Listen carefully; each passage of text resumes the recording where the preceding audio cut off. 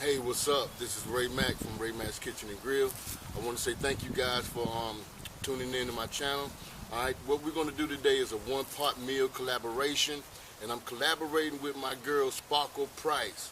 All right, I'm gonna leave a link below for you guys to go over and check out her channel. Please go over to subscribe to her and check out some of her videos. I'm pretty sure you would like exactly what she got going on.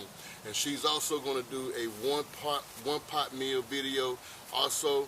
So I'm hoping you guys would truly enjoy her recipe. So go over and check out Sparkle Price. All right, this is a one pot meal collaboration.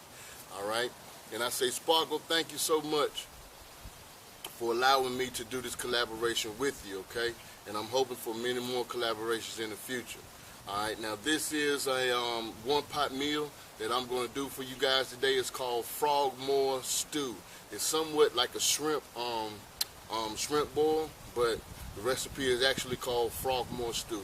So I'm gonna stop talking and get into the video, and I hope you guys like it. But before we do anything, before we go, if you feel that you want, some of you guys who have never visited my channel before, please go over and subscribe to my channel. Hit that subscribe button. Comment on the video. Let me know if you like it, and also hit the like button. All right, and let me know how you enjoyed the video. So let's get into the video. Hey, what's up? This is Ray Mack from Ray Mack's Kitchen and Grill. Today we're going to do this recipe called Frogmore stew. This is the ingredients. We got some Zanarant crab boil, some black pepper, then we have some salt. Along with that, we got some prepared garlic in a jar. Then we got 2 sticks of unsalted butter, along with some Old Bay seasoning seafood. All right, then we have a lemon, along with some potatoes, some onions, corn on the cob, and then we have some shrimp with some kielbasa sausage. All right, I'm going to leave a description of the recipe below, along with the measurements and the cook time. So let's get into this here recipe. Like I said, it's called Frogmore stew. All right. Now we're going to start off with a big, huge pot. You're going to need a nice little pot for this here. All right. And I'm putting in the onions in some water. Like I said, the measurements is going to be below. Here I'm adding the garlic.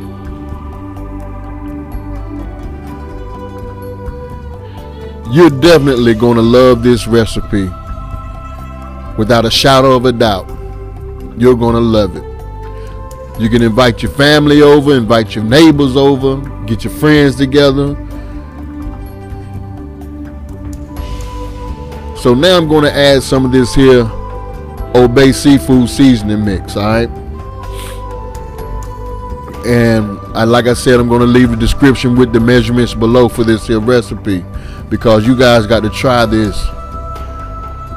Now, when you're cooking this inside the house, I'm telling you, it's going to permeate your room, wherever you cooking at. You're going to smell this throughout your whole house, and man, the smell is unbelievable. It smells so good.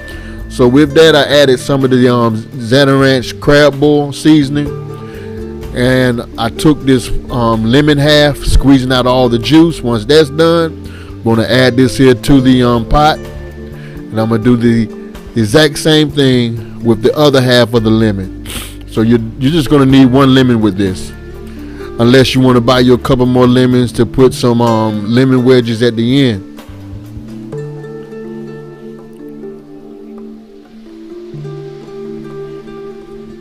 Now I'm adding in some salt and some black pepper.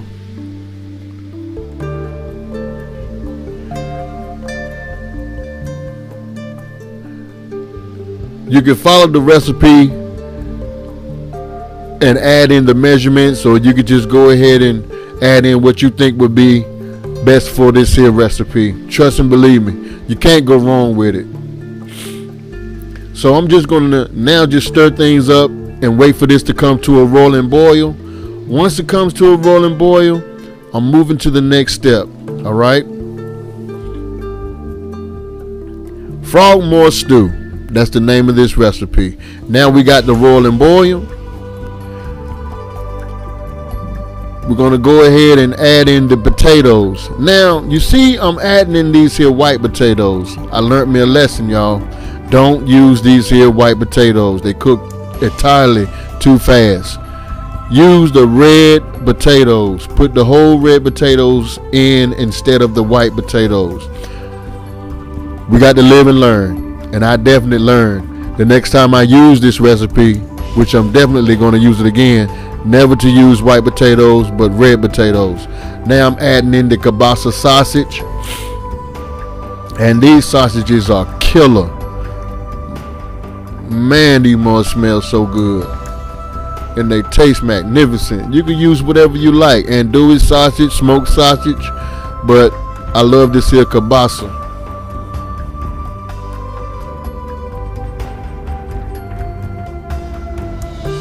Now we're going to bring this up to a roiling boil. Get everything stirred around together. Get my camera a little fogged up too, so y'all forgive me about that.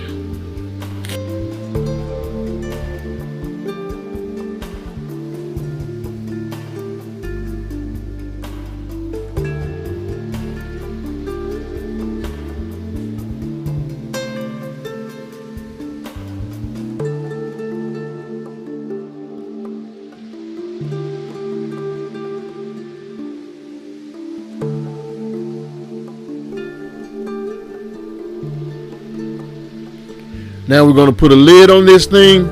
I had to use a sheet pan because my pot is too big and I don't have a lid nor aluminum foil. So we then brought this up to a roiling boil. Now what we're going to do is add the corn. I got a lot of people in my family who love corn on the cob, so I had to get enough for everybody to have at least 3 apiece or even more. My grandkids love it.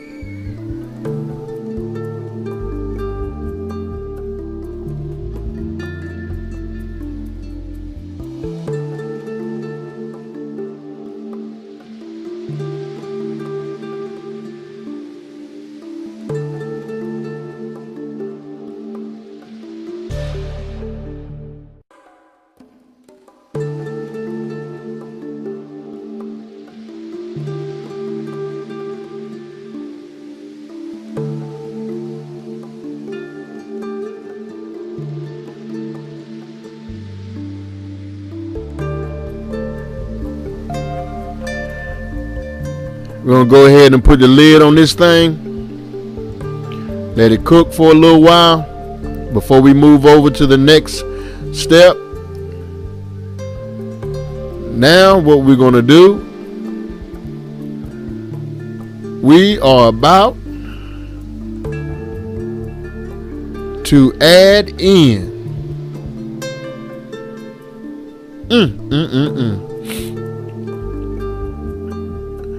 That was delicious. I had to taste a piece of that there sausage.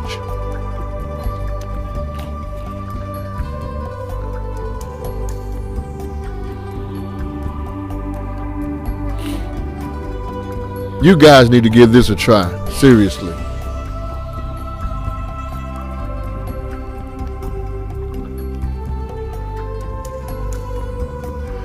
Now I'm adding in the shrimp. Before you serve people this here, please ask them if they're allergic to shrimp, because some people do have allergic reactions when it comes down to shellfish, shrimp, or whatever the case may be. But if they're not allergic to shrimp, tell them to have a ball with this, have a party with it. All right. And then the only thing I'm going to do now is allow this shrimp to pretty much steam a little while. Once this comes to the point to where we want the shrimp to turn pink, then we pretty much know it's done. It's not going to take that long to cook anyway, probably around about 5 minutes.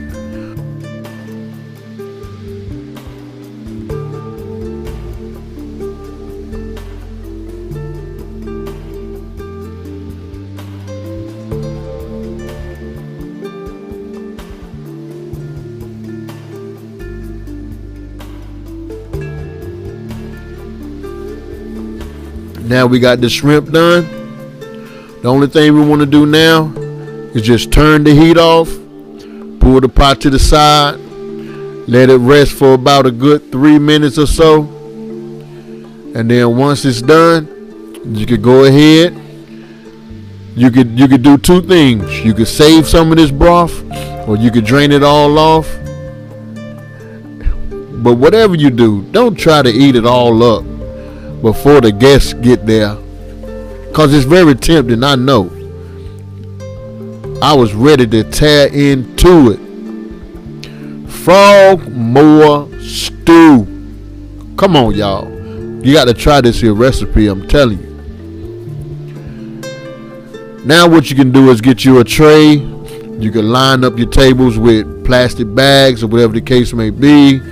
Newspapers, whatever you guys want to do. But I'm just using a pan to dump everything in. And setting it up so everybody just come, get their fill. We had baked fish with this. We had fried tilapia with this. And I do mean, man, we really enjoyed ourselves with this here meal. This is a one-pot meal. You definitely can't go wrong with it.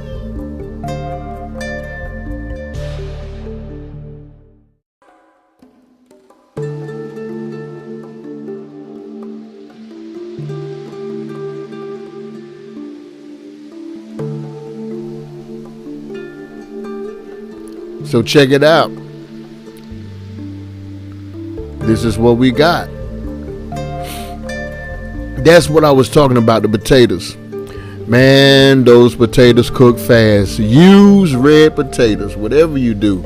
I'm begging you guys, do not use white potatoes.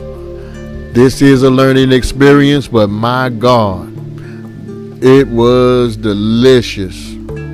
Got me a tilapia sandwich ready to rock and roll, along with my Frogmore stew.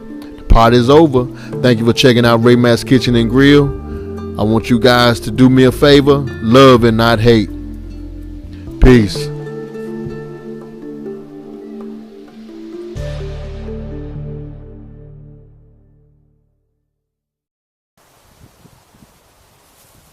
Now, since you guys seen the video, I want you to go over and subscribe to my channel. Hit the subscribe button, and also leave a comment at the bottom. Let me know exactly what you think about the video, and if you would, please hit that like button and share this video with some of your friends and family on Facebook, Pinterest, or even Twitter, or wherever the case may be. And you could also visit me on Facebook, Instagram, and Twitter. All right, and I want to say thank you so much for checking out my video. I always say this at the end of every video: love and not hate. I love you guys. Peace.